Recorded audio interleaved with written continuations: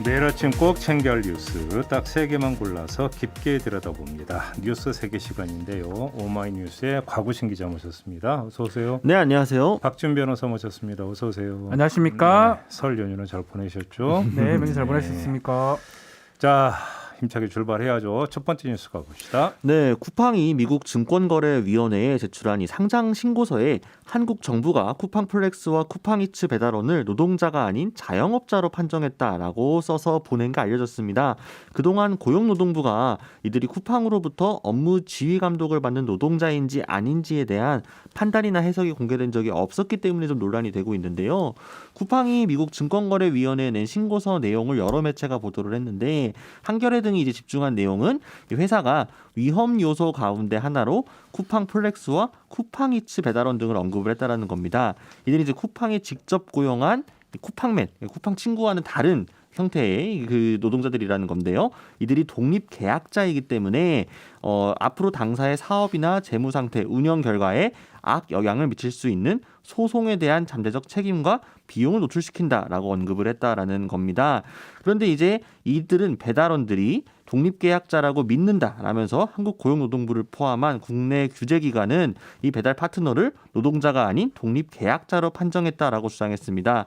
근데 그 정작 고용노동부는 한겨레 측에 밝힌 바에 따르면 지방고용노동청에서 개별 사건이 어떻게 처리됐는지 확인해봐야 한다라고 밝혔습니다. 근데 이거는 좀 배경 설명이 좀 필요할 것 같은데요. 네. 노동자냐 자영업자냐가 왜 그러니까 이게 중요한 그 이야기가 되는지부터 좀 배경 설명이 좀 있어야 될 것 같습니다. 예, 그러니까 이제 그 쿠팡 이츠나 쿠팡 플렉스 노동자들이 실제로 자영업자냐 아니면 노동자로서의 판정을 받느냐에 따라서 이들이 향후 쿠팡과의 분쟁이나 갈등이 발생할 경우 이 미국 그에서 쿠팡에 투자하는 사람들에게는 단체적 이게 위험 요소가 될 수도 있다. 과연 이 기업을 믿고 투자를 해도 사는 건 되는 건지 주식을 사도 되는 건지 이런 부분들에 대한 불안 요소로서 미리 이렇게 쿠팡에서 설명을 한 거죠. 하지만 한국 정부에서도 이들이 그러니까 배달원들이 노동자가 아니라 독립 계약자라고 인정을 해줬다. 그러니까 혹시나 우리에게 투자하실 잠재적 주주분들에게 걱정하실 필요 없다라는 식으로 해명을 한 셈이죠. 이게 취지랑은 달라요. 사실은 특수고용지 이른바 특고라고 할 수도 있는 건데 기본적으로 노동법이 이런 배달원들을 노동자 지위를 많이 인정하는 법으로 많이 가고 있어요. 판례들도.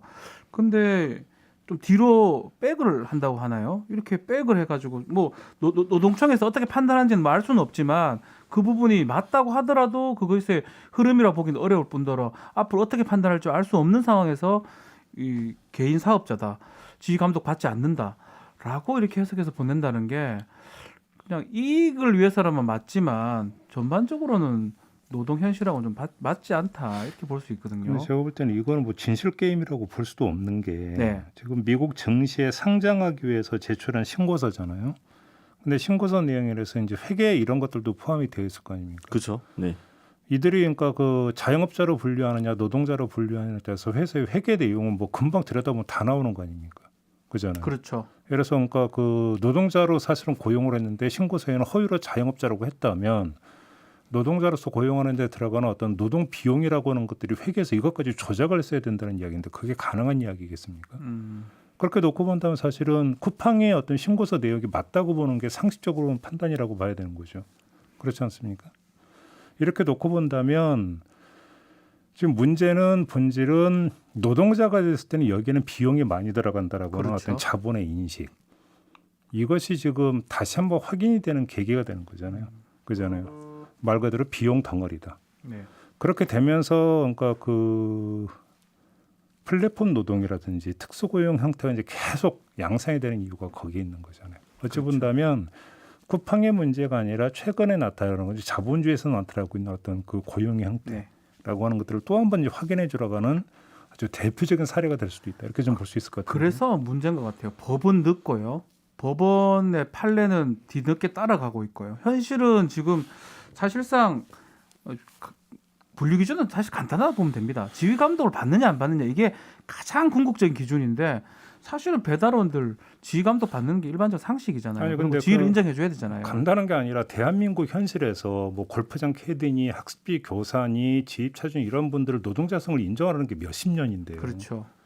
그러니까 문제는 그 간단한 걸 인정을 안 하고 있는 게 대한민국 현실이라는 거죠. 이거 또 한번 확인되는 거 아니겠습니까? 이게. 그러니까요.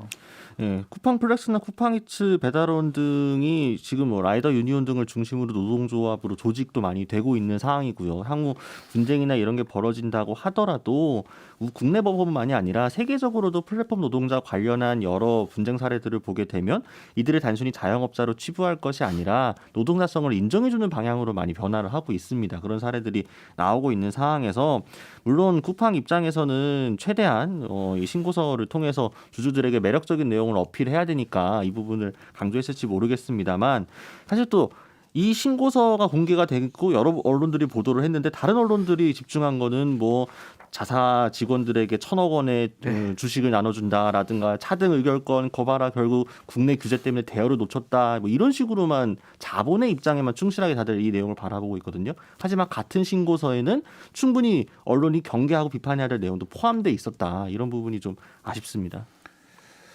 그러니까 걸핏하면 나온 게 글로벌 스탠다드인데 그러니까 글로벌 스탠다드가 꼭 노동 분야에 있어서는 이상하게 그러니까 거꾸로 가는 부분이 있어요. 그렇지 않나요?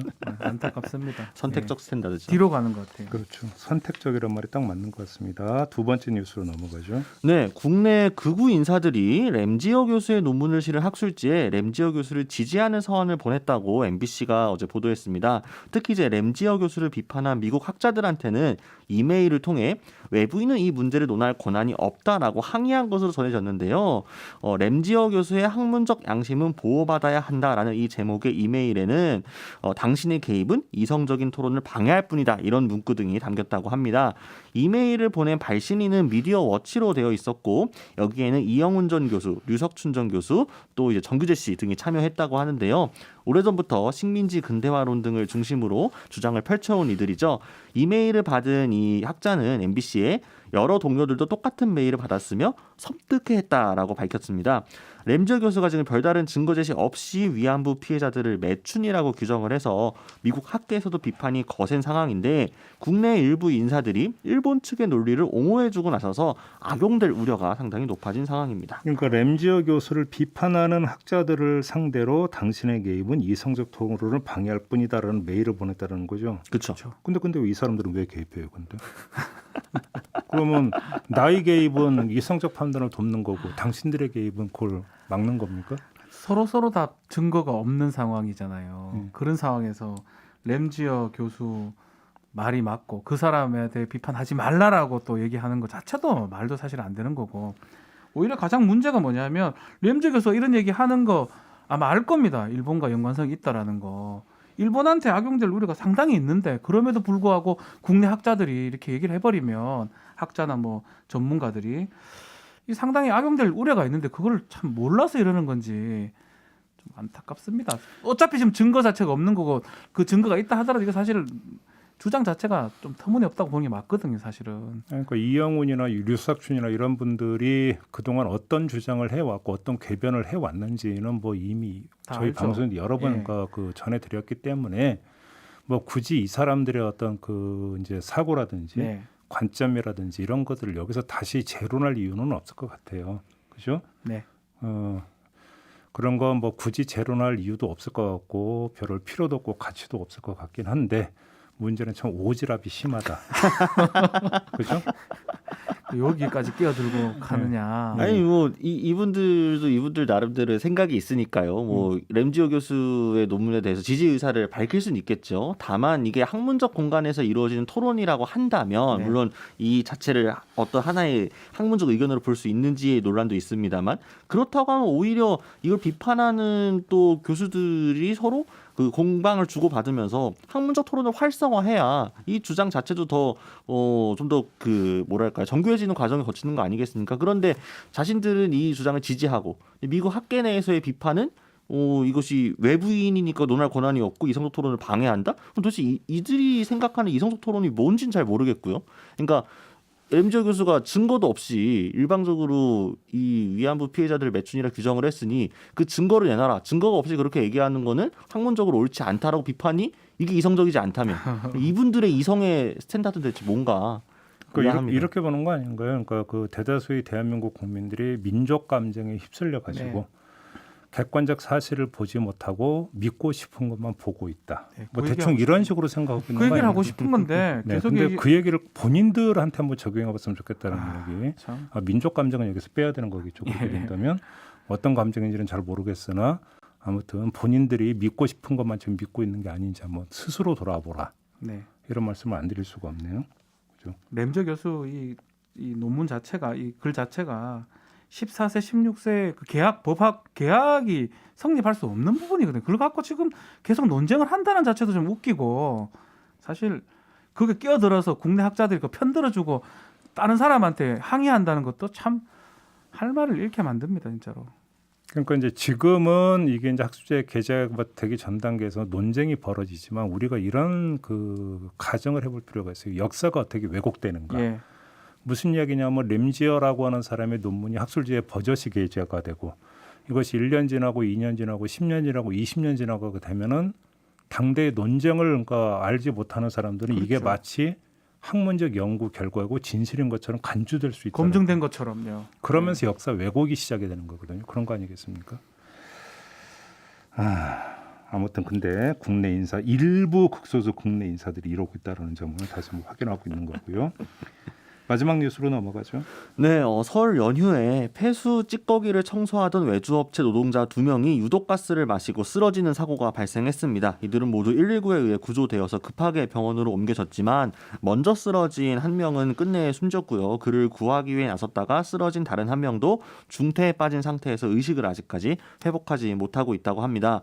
인천의 한 도금업체의 폐수 처리장에서 발생한 사고였는데요. 현장에서는 기준치 이상의 황화수소가스가 검출됐다고 합니다.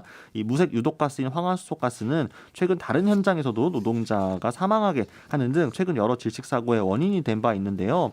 해당 노동자들은 이 폐수 처리장의 소속 직원이 아니라 외주를 맡긴 하청업체에서 온 이들로 신분도 이제 개인 사업자였던 걸로 전해졌습니다. 경찰은 이들이 작업 당시 실제로 방독면을 썼는지 현장의 안전 수칙은 지켜졌는지 등에 대해 현장과 업체 관계자들을 상대로 조사 중입니다. 이것도 위험의 외주 아닙니까? 한마디로 그렇죠. 얘기를 그렇죠. 하면. 험하고 고되고 위험한 일들은 전부 다 외주를 빼서 맡긴다. 뭐 이런 것들이 또 한 번 확인이 되고 있는 거고 그래서 일을 맡는 사람들은 목숨 걸고 일해야 된다. 이런 이야기가 되는 거 아니겠습니까? 그렇죠. 위험한 거는 다 외주에 맡기고 원청에서는 책임을 지지 않는 그런 구조고 그걸 바꾸기 위해서 뭐 이른바 김용균법이라든지 뭐 중대재해처벌법이라든지 하고 있는데 그게 현실화되기는 아직 시간이 걸린 것 같고요.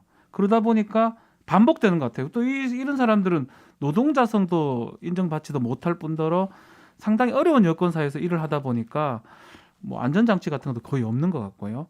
또 비용을 아끼기 위해서 안전장치를 또 줄이는 경우도 많은 것 같고 이게 자꾸 반복되는 것 같습니다.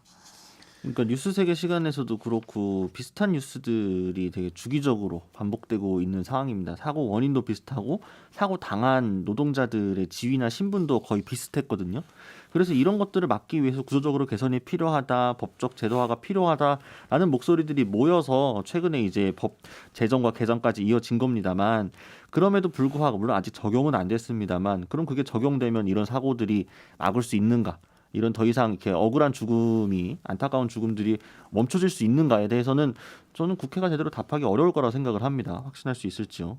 그러니까 이게 좀 기본 구조 자체가 상당한 어떤 책임을 부여를 한다 그러면 사실은 이런 안전장비 같은 것들을 원청이나 이 위험을 제공하는 쪽에서 이 기본적으로 부담을 해야 되거든요. 그런 것들이 이제 지금 만들어지는 법들의 기본적 취지인데 사실은 그것도 자꾸 피해 나가려고 하다 보니까 정확하게 관찰이 안 되는 것 같습니다. 이 사람들 다 청소하는 업체 노동자들이에요. 노동자인데 본인들이 비용 아끼려고 안전장비를 아마 본인들이 쉽게 뭐 못했던 것 측면이 있는 것 같습니다. 사실상 책임은 원청이나 위험을 발주하는 쪽에서 져야 되는데 그것 자체를 좀 전환시키는 게 법이 필요한데 근데 아직까지 미흡한 것 같아요. 아직까지 안전 장비가 갖춰지지 않은 상태에서 들어갔다라고 확인은 안 되고 있는 거죠. 아직까지는 예. 뭔가를 단정해서 이야기할 수 있는 부분은 아니고요. 다만 그 가능성을 좀 조사를 해야 된다는 이야기를 해야 되는 건데 얼마 전에 제가 해외 토픽을 보니까 네. 중국에서 맨홀 뚜껑이 막 하늘로 치솟는 맞습니다. 장면 예. 보셨죠? 아이가 장난치다가요. 근데 아이가 폭죽인 것 같고 장난치다가 예. 불꽃이 걸로 들어가면서 안에 고여있던 가스가 폭발을 하면서 맨홀 뚜껑이 막 하늘로 치솟더라고요. 그런 거잖아요. 이 작업 똑같은 현장이라고. 거예요 네, 지금 그쵸. 그거래 그거가 똑같은 근데 겁니다. 그런 작업 현장에서 만약에 안전 장비를 안 갖췄다면 그다음에 안 갖추는 걸 방치를 했다면 그건 문제가 좀 심각한 거죠. 그렇죠. 근데 물론 여기서 단정은 할 수가 없습니다. 안전 장비를 안 갖추고 들어갔다는 게 사실은 상식적으로 이건 도저히 있을 수가 없는 일이기 때문에 상상하기 힘든 부분인 것 같고요. 혹시 다른 요인들이 그러니까 작용을 한 건지도 함께 봐야 되는 거죠. 다만 지금 뭐 추정 나오는 것처럼 만에 하나라도 안전 장비를 제대로 갖추지 않고 들어갔다면 그건 정말 문제가 보통 심각한 게 아니다. 네. 요즘만 좀 일단 가정적으로 이야기를 좀 해야 될 것 같아요. 예, 그러니까 외주화를 한다는 거는 어떤 전문성이 있는 영역이 있을 경우에 그리고 어떤 특수한 상황이 있을 경우에 뭐 외주화를 할 수도 있겠습니다만 그것이 단순히 어려운 일, 힘든 일을 떠넘기는 식으로 돼서는 안 되고 오히려 외주화를 하면 그만큼 비용도 확실하게 지불을 해야 되거든요. 책임도 져야 되고 이게 우리나라에서 노동 유연성을 이야기하면서 비정규직 노동자들이 훨씬 정규직 노동자들보다 열악한 상황에 있지만 사실 해외 사례나 이런 것들을 보게 되면은 그들이 노동이 안정적이지 않기 때문에 대신에 페이라든가 보장받는 부분은 훨씬 셉니다. 오히려 단식 그 시간당으로 봤을 때는 비정규직 노동자들이 훨씬 더 많은 임금을 받는 게 정상적인 상황이거든요. 그러니까 이런 전반적인 구조 자체가 우리나라가 지나치게 좀 안전이나 이런 비용에 대한 책임 없이 누군가는 일방적으로 노동 유연화만 이야기하고 있다는 거는 뭔가 좀 바퀴 한 축이 많이 빠져 있는 게 아닌가 싶은 생각이 드네요. 네, 자꾸 중대재해처벌법이 자꾸 떠오르네요. 네. 그죠? 누닥이라고 했는데 네. 현장이 어떤 상황인지 참 다들 알고 통과만 있겠죠. 됐지 뭐. 네. 예. 알겠습니다. 자 이렇게 마무리하죠. 박지훈 변호사, 곽우신 기자와 함께했습니다. 고맙습니다. 감사합니다. 감사합니다.